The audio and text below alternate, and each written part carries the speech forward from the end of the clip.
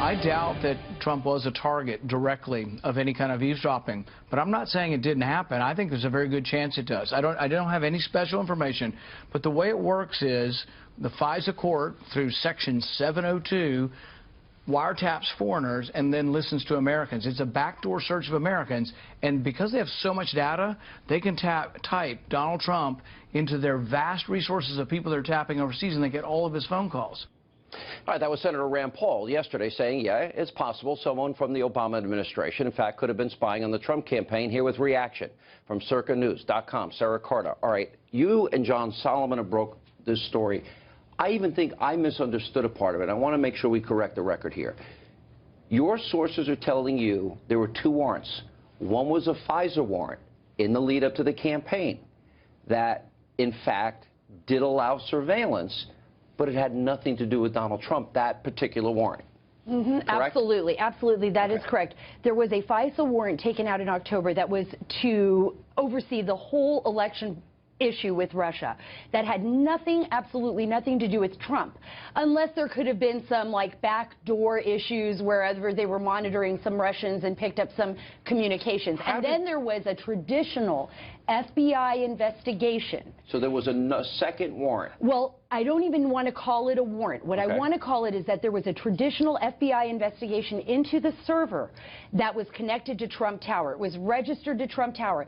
That investigation was to look into the server and to see there were pings between Trump Tower and a bank. And the FBI found absolutely nothing nefarious or criminal about it within that investigation and shut it down quickly. So how long has it been? So there was some surveillance at some point of the server for Trump Tower, which is off-site, not exactly at the tower. That's absolutely correct. There was surveillance with a server that was registered to Trump Tower businesses, and at that point, they went in for, I can say, less than 2 weeks. I don't want to give an exact date, but they went in for less than 2 weeks, found nothing nefarious, no evidence within that server to date of collusion. Of collusion with the Russians whatsoever, and it was shut down immediately. Of all that you have heard in the media, is there even a shred of evidence in, what, the 7 months or so since they started this about collusion? Is there a shred of evidence? Not one bit. According to my sources, not one bit of evidence. And I think, Sean, if there would have been evidence, we would have seen arrests, we would have seen something else, we would have seen some movement. But we haven't seen any movement afoot on any of that, at least to date. According to the very high-level senior sources that we've been speaking with, there is no evidence connecting Trump with Russian hacking. So my next question is, when the New York Times and the BBC and McClatchy and to some extent the Washington Post and all these news organizations, they use the word wiretap. Okay, the president in a tweet said wiretap, but are we really just parsing words here? If in fact either intelligence or law enforcement were looking at a server for about a 2-week period of time in the lead up to the election, something was going on, and I think people have a right to know that A, they didn't find anything, and B, nothing nefarious on the political side of this happened. In other words, what did the president know? Who helped instigate this is a big question in my mind. I think that's the main question. Who instigated the original search on the server? Why did the FBI pursue any type of investigation? I think when we can answer that question... Well, hold that. Who initiated it, well, Hillary Clinton seems to have known about it. Correct. How did she know about it a week before the election? How did Harry Reid seemingly know about it before the election? Correct. And there was a briefing, apparently.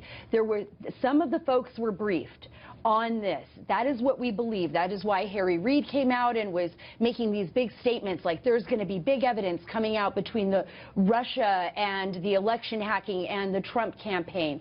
And then remember, in December, that's when there were definite, I guess, you don't want to say, but people got access to Flynn's name, right, on the transcripts, which was a completely separate. And now we learned, by the way, over the weekend from the Putin spokesperson that, in fact, Hillary's campaign had discussions with the Russians. Absolutely. There were people on Hillary's campaign, people on Trump's campaign. This is a normal process. I want to ask this. Is it possible, from a political perspective, that somebody high profile on the left used their power, influence, or perhaps political alliances to initiate all of this?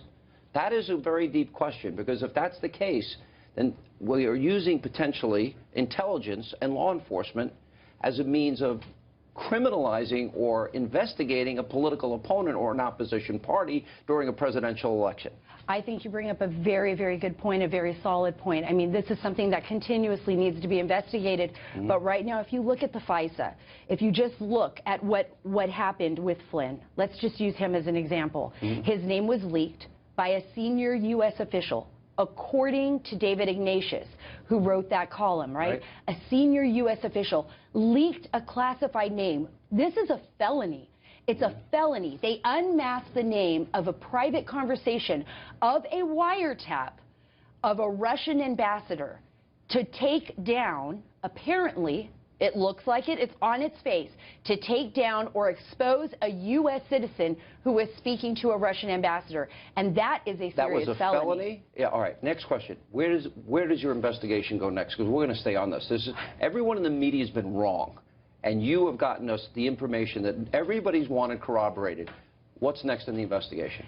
We are looking for the person that originally tipped off the FBI. And we are going to continue. You think you know who it is? I think I do know who it is. We'll have you back tomorrow.